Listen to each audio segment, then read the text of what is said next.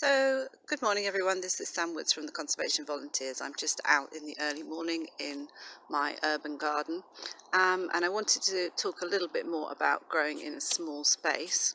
My garden is actually quite large, but it's very long and narrow, so I've got various areas of the garden that are almost like little mini gardens.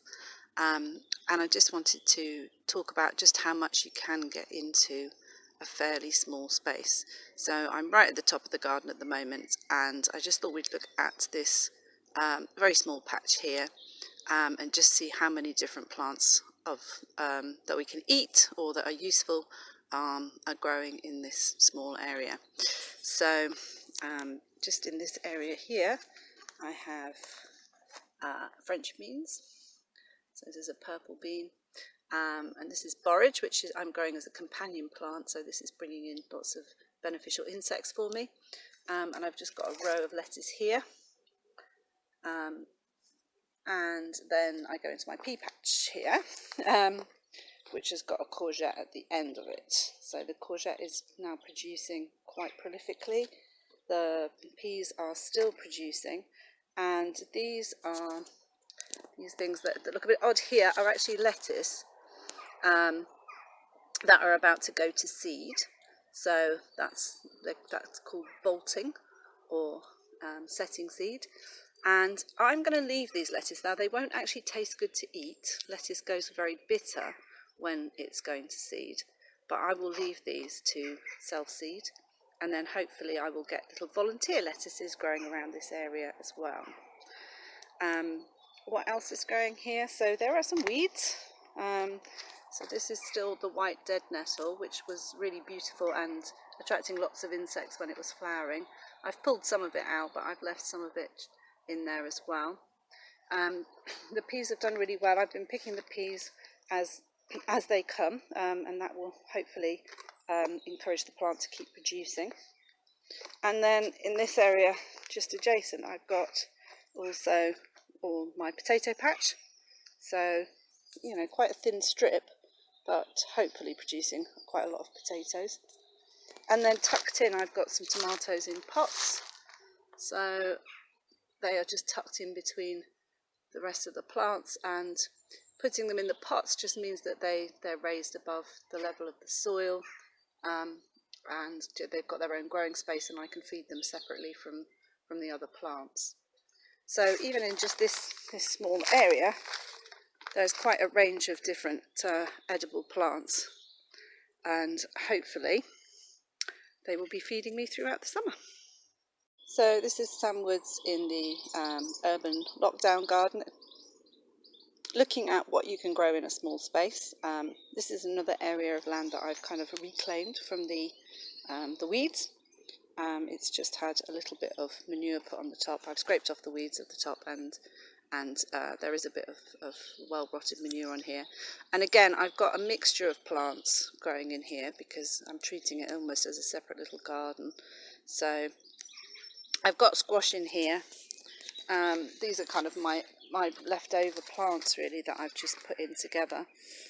So there is some kale, there's a tomato there, and squash, and then I've got some aubergines which may or may not actually ever make it through to fruiting, and then at the end I've got a couple of Cape gooseberries.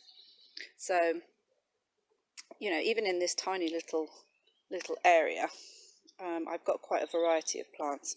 Now the squash hopefully will grow quite big, and they will start to overflow from this area, but I'll show you in a moment how you can grow squash upwards in order to make the best use of space.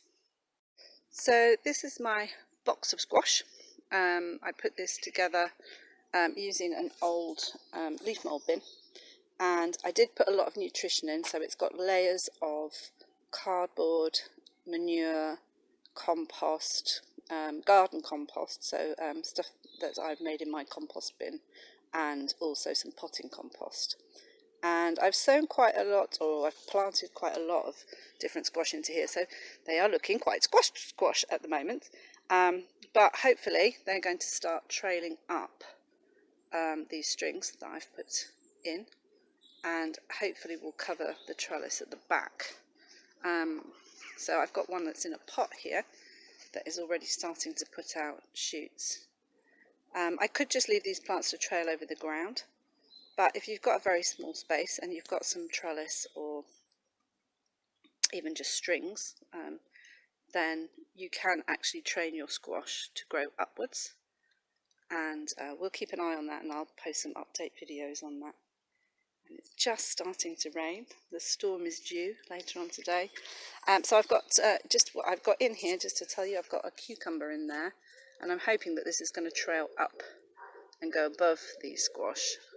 I've got a large pumpkin and a butternut squash in here. Well, not actually butternut, it's actually a blue curry squash. And hopefully these ones will trail over the sides and start to come out onto the grass here. So I'll have some growing up and some growing down. So yes, this is another way of growing big plants. Squash need a lot of space, but of making the most of the space that you've got. So to make the best use of the space here, I've got quite a large pot, and the main plant in here is actually this which is, oh, can you see that? That's this is a blueberry bush. But in with the blueberry, I stuck a couple of peas. So the peas are using the blueberry for support, and they're in there growing together. There's a little volunteer poppy in here which I've left because it will be really pretty. And there is also, this is chicory, so the chicory is going to seed now. But that was also growing as a little volunteer in the bottom of the pot.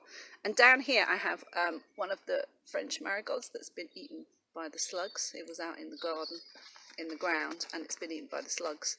So I dug it up and I've moved it into this pot to see if it will recover. And I don't know if you can see, but this growth here is actually new growth.